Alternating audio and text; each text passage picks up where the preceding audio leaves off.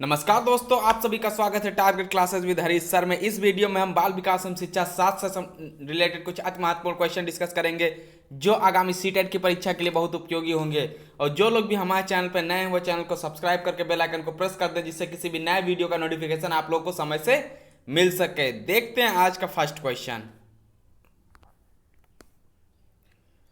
First question दिया है, किसी कक्षा में शिक्षक की भूमिका है, यानी किसी कक्षा में शिक्षक की भूमिका कैसी होनी चाहिए। तो ए ऑप्शन देख लेते हैं, समय सारणी का कठोरता से पालन करना और पाठ्यक्रम से बंधे रहना। बी ऑप्शन है, सीखने की विश्वसनीय स्थितियां जुटाना और शिक्षार्थियों को स्वतंत्र चिंतन की सुविधा देना। अपने ज्ञान से शिक्षार्थियों को परिपूर्ण करना और उन्हें परीक्षा के लिए तैयार करना। और डी ऑप्शन दिया है, सीधे तरीके से ज्ञान पहुंचाना और शिक्षार्थियों को सही उत्तरों के लिए तैयार करना। तो यहां पर राइट आंसर कौन सा हो जाएगा, यानी किसी कक्षा में शिक्षक की भूमिका कैसी होनी चाहिए, सीखने की विश्वसनीय स्थितियां जुटाना और शिक्षार्थियों को स्वतंत्र चिंतन की सुविधा देना, यह शिक्षक की भूमिका होनी चाहिए। नेक्स्ट क्वेश्चन देखते हैं, अपनी कक्षा के बच्चों को उनकी अपनी अवधारणाओं को बदलने में आप किस प्रकार सहायता करेंगे। बच्चों को सूचनाएं लिखाकर उन्हें याद करने को कहकर, यदि बच्चों की अवधारणाएं गलत हो तो उन्हें दंड देकर, सी ऑप्शन है तथ्यात्मक जानकारी देकर, और डी दिया हुआ है अवधारणाओं के बारे में बच्चों को अपनी समझ को व्यक्त करने का अवसर देकर। तो यहां पे राइट आंसर कौन सा हो जाएगा, यानी अपनी कक्षा के बच्चों को उनकी अपनी अवधारणाओं को बदलने में आप किस प्रकार से सहायता करेंगे, अवधारणाओं के बारे में बच्चों को अपनी समझ को व्यक्त करने का अवसर देकर। डी ऑप्शन राइट हो जाएगा। यदि बच्चों में बनी बनाई अवधारणाओं में परिवर्तन करना हो तो सबसे पहले हमें उनको अवधारणाओं के बारे में बच्चों को अपनी समझ को व्यक्त करने का अवसर देना चाहिए। तत्पश्चात विभिन्न उदाहरणों, नियमों, सिद्धांतों के विषय में जानकारी देकर उनकी अवधारणाओं में संशोधन करने का प्रयास करना चाहिए। नेक्स्ट क्वेश्चन देखते हैं, क्वेश्चन नंबर 3।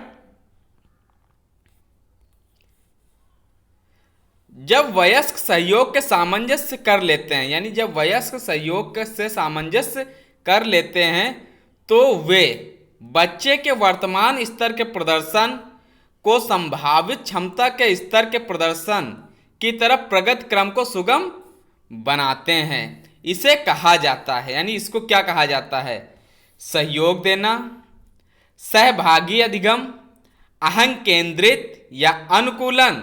तो ये कहा जाता है सहयोग देना, यानी सहयोगात्मक अधिगम की प्रक्रिया में वयस्क बच्चों को सहयोग के माध्यम से उनके वर्तमान अनुभव से संभावित क्षमता के स्तर तक ले जाते हैं ताकि बच्चों की कुशलता में विकास किया जा सके। नेक्स्ट क्वेश्चन देखते हैं, क्वेश्चन नंबर 4।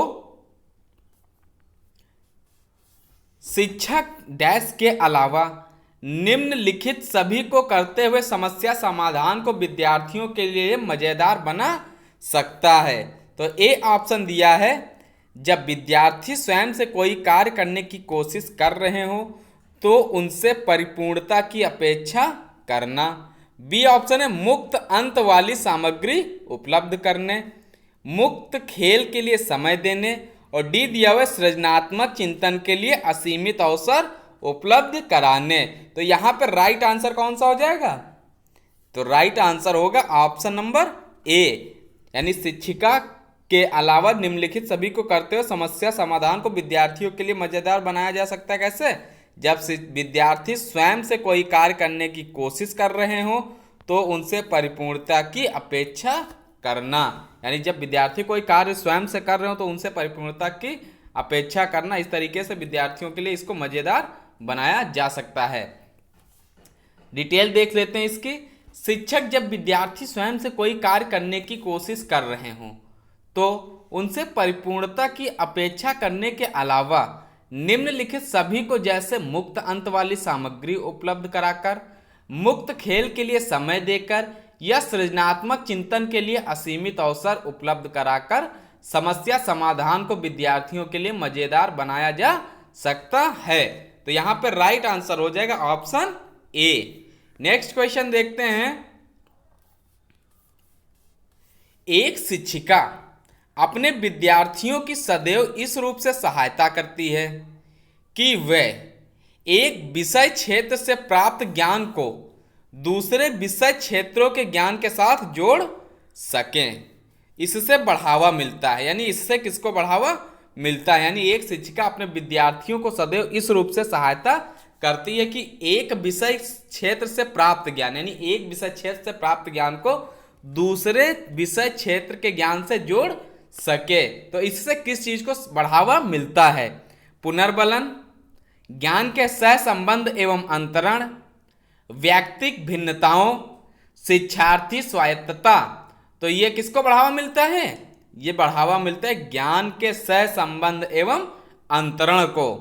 एक शिक्षिका अपने विद्यार्थियों की सदैव इस रूप में सहायता करती है कि वे एक विषय क्षेत्र से प्राप्त ज्ञान को दूसरे विषय क्षेत्रों के ज्ञान के साथ जोड़ सकें। इससे ज्ञान के सहसंबंध एवं अंतरण को बढ़ावा मिलता है। नेक्स्ट क्वेश्चन देख लेते हैं। प्रतिक्रिया का विलोप होना निम्नलिखित में से किसके बाद अधिक कठिन है? यानी प्रतिक्रिया का विलोप होना निम्न में से किसके बाद अधिक कठिन है, यह बताना है। आंशिक पुनर्बलन, निरंतर पुनर्बलन, और सी ऑप्शन है दंड, और डी दिया है मौखिक भर्त्सना। तो यहां पर राइट आंसर क्या हो जाएगा? आंशिक पुनर्बलन, यानी ए ऑप्शन राइट हो जाएगा। प्रतिक्रिया का विलोप होना आंशिक पुनर्बलन के बाद अधिक कठिन है। आंशिक पुनर्बलन को असतत पुनर्बलन भी कहते हैं। जो आंशिक पुनर्बलन होता है इसको क्या बोलते हैं? असतत पुनर्बलन भी कहते हैं। इसको क्या बोलते हैं? असतत पुनर्बलन भी कहते हैं। इस प्रकार का पुनर्बलन कुछ सही अनुक्रिया करने या एक निश्चित समयांतराल पर दिया जाता है। यह पुनर्बलन सतत पुनर्बलन की अपेक्षा ज्यादा प्रभावी होता है। यानी यह पुनर्बलन किससे ज्यादा प्रभावी होता है? सतत पुनर्बलन की अपेक्षा ज्यादा प्रभावी होता है। नेक्स्ट क्वेश्चन देखते हैं। आप कक्षा, नेक्स्ट क्वेश्चन दिया हुआ है, आप कक्षा का अवधान केंद्रित कर सकते हैं। यानी आप कक्षा का अवधान कैसे केंद्रित कर सकते हैं? उच्च स्वर में बोलकर, श्यामपट्ट पर लिखकर, चित्र बनाकर, या उद्दीपन परिवर्तन के द्वारा। तो आप कक्षा का अवधान कैसे केंद्रित कर सकते हैं? उद्दीपन परिवर्तन के द्वारा। यानी आप कक्षा का अवधान केंद्रित कर सकते हैं कैसे? उद्दीपन परिवर्तन के द्वारा कक्षा के अवधान को केंद्रित कर सकते हैं। इसकी डिटेल देख लेते हैं। कक्षा का अवधान केंद्रित करने में सबसे महत्वपूर्ण भूमिका निभाता है उद्दीपन परिवर्तन कौशल। कौन सा महत्वपूर्ण भूमिका निभाता है? उद्दीपन परिवर्तन कौशल।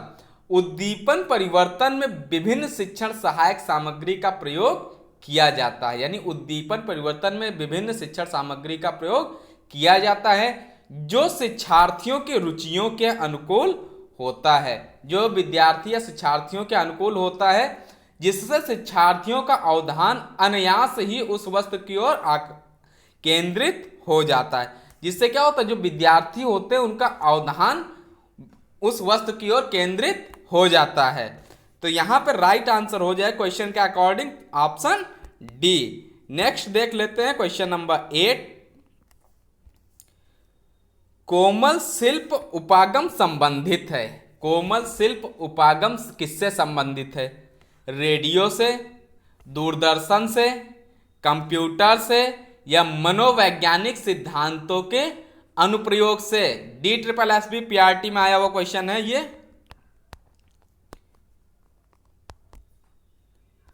इंपॉर्टेंट क्वेश्चन है। कोमल शिल्प उपागम किससे संबंधित है?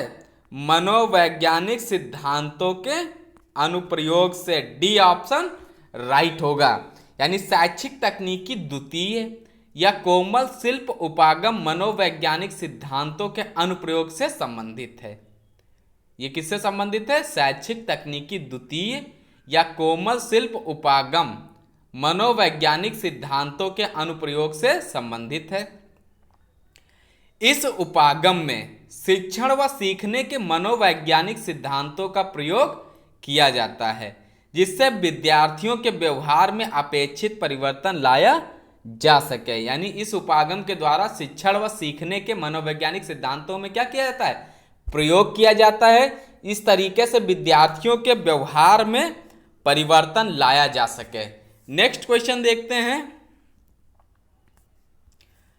आपकी कक्षा में एक बच्चा रोज आपको परेशान करने के लिए अप्रासंगिक प्रश्न पूछता है, तो आप एक शिक्षक होने के नाते क्या करेंगे? प्रधानाचार्य से शिकायत करेंगे, उसे डांटेंगे, उससे बातचीत करेंगे या उसके माता पिता से शिकायत करेंगे?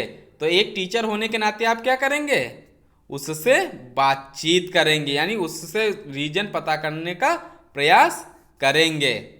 सी ऑप्शन राइट हो जाएगा। नेक्स्ट क्वेश्चन देख लेते हैं, क्वेश्चन नंबर 10। निम्न में से कौन सा अच्छे अनुशासन के लिए मुख्य तत्व हैं? ये कुछ पॉइंट्स दिए हुए हैं, इन पॉइंटों में आपको बताना कि कौन कौन से पॉइंट्स राइट होंगे। कुशल मुख्याध्यापक, स्कूल का स्वस्थ वातावरण, आदर्श अध्यापक, और लास्ट दिया हुआ है पुरस्कार और दंड। तो यहाँ पे अनुशासन के मुख्य तत्व कौन कौन से हैं? कुशल मुख्याध्यापक है, स्कूल का स्वास्थ्य वातावरण है, आदर्श अध्यापक है और पुरस्कार और दंड है। यानी कि चारों ऑप्शन इसके क्या होंगे? सही होंगे। और जिस भी ऑप्शन में सभी दिए हुए होंगे 1 2 3 4, वो हमारा राइट आंसर हो जाएगा। यानी डी ऑप्शन यहाँ पे सही हो जाएगा। डी ऑप्शन में दिया हुआ ये सभी, तो ये सभी जिसमें दिए होंगे वो हमारा क्या होगा? राइट आंसर है। डी ऑप्शन यहाँ पे सही हो जाएगा।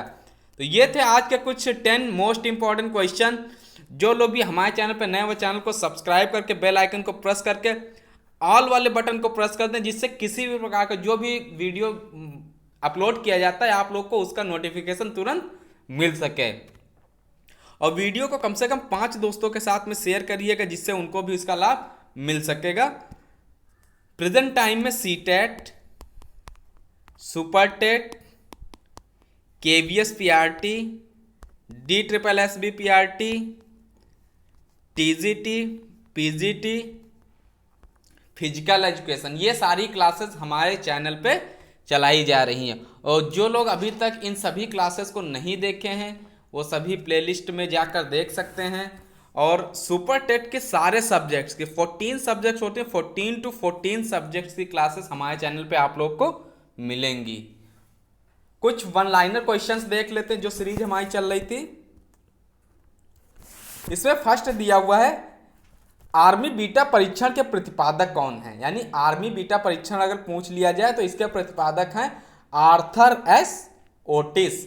अधिगम मनोविज्ञान के जनक हैं एबिंगहॉस। ये क्वेश्चन आया हुआ है, एबिंगहॉस ये पूछा गया क्वेश्चन है। अधिगम मनोविज्ञान के जनक कौन है? एबिंगहॉस हैं। आर्मी बीटा परीक्षण के प्रतिपादक हैं आर्थर एस ओटिस। हिंदुस्तानी विनय क्रिया परीक्षण के प्रतिपादक हैं CH राइस। प्राथमिक वर्गीकरण परीक्षण के प्रतिपादक हैं जे मुनरो। बाल अपराध विज्ञान के जनक माने जाते हैं सीजन लैम्ब्रसो। वंश सूत्र के नियम के प्रतिपादक हैं मेंडल। ब्रेल लिपि के प्रतिपादक हैं लुई ब्रेल। ये भी बहुत पूछा जाता है, ब्रेल लिपि के प्रतिपादक कौन है? तो ये है लुइस ब्रेल या लुई ब्रेल। साहचर्य सिद्धांत के प्रतिपादक हैं अलेक्जेंडर बैन। सीखने के लिए सीखना सिद्धांत के प्रतिपादक हैं हर्लो। शरीर रचना का सिद्धांत किसने दिया था? ये सेल्डन ने दिया था। व्यक्तित्व मापन के जीव सिद्धांत के प्रतिपादक हैं गोल्डस्टीन। यानी व्यक्तित्व मापन के जीव सिद्धांत के अगर पूछ लिया जाए प्रतिपादक कौन है तो ये गोल्डस्टीन। पशु मनोविज्ञान का पितामह किसे कहा जाता है? ये थार्नडाइक को कहा जाता है। व्यवहारवाद का पिता किसको बोलते हैं? ये वाटसन को बोला जाता है। व्यवहारवाद का पिता वाटसन महोदय को बोला जाता है। कार्ल जुंग के व्यक्तित्व के प्रकार कितने हैं? ये 3 हैं। ज्ञान ही सद्गुण है, यह कथन किसका है? ये सुकरात का कथन है। मनोविज्ञान को चेतना का विज्ञान कहा है, ये किसने कहा है? ये वुंट ने कहा है। मैस्लो के प्रकार प्रेरक के प्रकार हैं। प्रेरक कितने प्रकार के हैं? 2, और 2 प्रकार के बताया गया है मैस्लो के अनुसार प्रेरक। मन ऊर्जा मनोविज्ञान के जनक कौन है? मैकडूगल। एक आता है प्रश्नोत्तर विधि के प्रतिपादक कौन है? ये है सुकरात। एक क्वेश्चन पूछा जाता है व्यक्तित्व का समाजशास्त्रीय प्रकार का सिद्धांत किसने दिया? ये दिया स्प्रेंजर ने। अभिक्रमायोजित अधिगम का प्रत्यय दिया स्किनर ने। शैक्षिक लब्धि की अवधारणा दी सिरिल बर्ट ने। प्रयोजना विधि के प्रतिपादक हैं किल पैट्रिक। ये टोटल वन लाइनर हमारे हो गए 135 प्लस। और जिसने भी ये वन लाइनर क्वेश्चंस और डिटेल क्लास नहीं देखी वो सारी क्लासेस आप लोगों को प्लेलिस्ट में मिल जाएंगी, वहां से आप लोग देख सकते हैं। तब तक के लिए नमस्कार। नए वीडियो में मिलते हैं नए क्वेश्चंस के साथ में।